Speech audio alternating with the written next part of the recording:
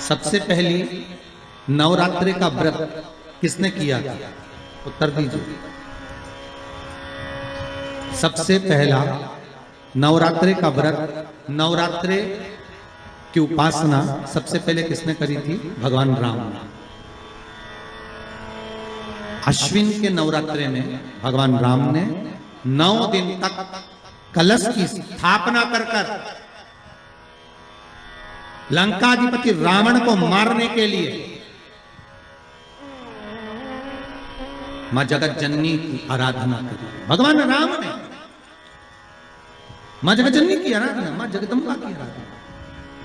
और कहते हैं मेरे राम ने प्रतिदिन मां आद्यशक्ति को निमंत्रण दिया और मां जगतजननी से विनती निवेदन कर कहा कि आपको प्रतिदिन आना पड़ेगा। इसलिए देवी भागवत में लिखा है कि नवरात्रि में एक दिन, जैसे प्रतिपदा है, पहला दिन है तो 1 कन्या का पूजन करो, द्वितीया है तो 2 कन्या का पूजन करो, तृतीया है तो 3 कन्या का पूजन करो, चतुर्थी है तो 4 कन्या का पूजन करो, पंचमी है 5 कन्या का पूजन करो, छठ है 6 कन्या का पूजन करो, सप्तमी है 7 कन्या का पूजन करो, अष्टमी है 8 कन्या का पूजन करो, नवमी है, जम के बोलो, 9 कन्याओं का पूजन करो।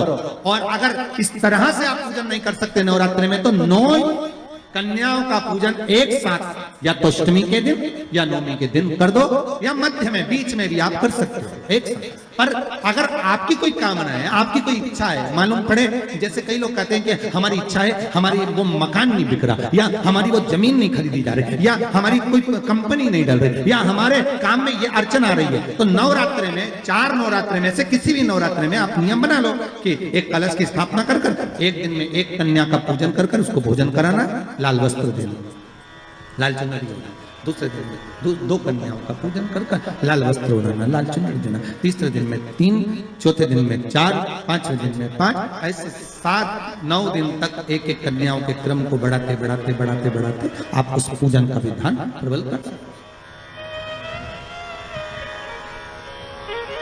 आज किसी का फोन था सुबह, तो कोई कह रहे थे कि हमें गुरुजी से बात कराओ, तो समीर जी ने बताया कि फोन आया था और वो बोल रहे थे कि हमें नवरात्रि में अगर मान लो कोई साधना करना हो तो कौन सी साधना करना चाहिए, हम किसकी आराधना करें, हम 9 दिन तक किसकी साधना करें।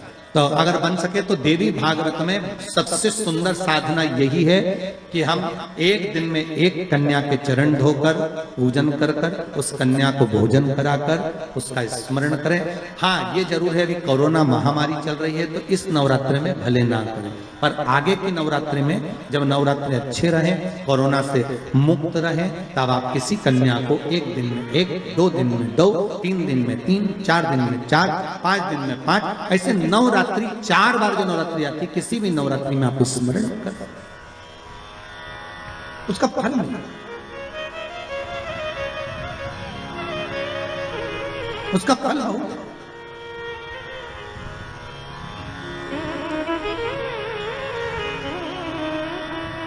जैसे बेलपत्री का किया गया दान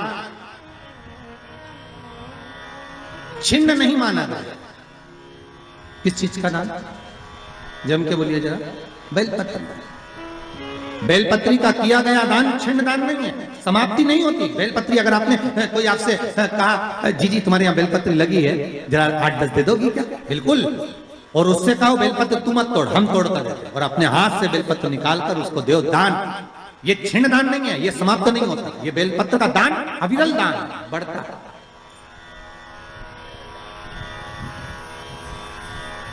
सुख का भान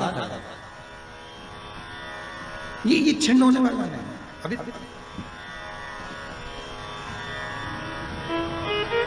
हम जजमानों को भी कई बार कहते हैं कि आप लोग तो बड़े धनभागी हो। शिव महापुराण की कथा जैसे अभी इस परिवार में हो रही है, हम तो इनसे भी कहेंगे कि आपके पूर्वजों का कोई पुण्य होगा। साफ सारी पुराणे, सारे शास्त्र 7 पीढ़ी को तार देते हैं। शिव महापुराण के लिए स्कंद पुराण में कहा ये 71 पीढ़ी को तार देती है। 71 पीढ़ी तर जाती है मात्र एक बार शिव शंकर की कथा का स्मरण करने पर। शिव महापुराण को श्रवण करने पर 71 पीढ़ी।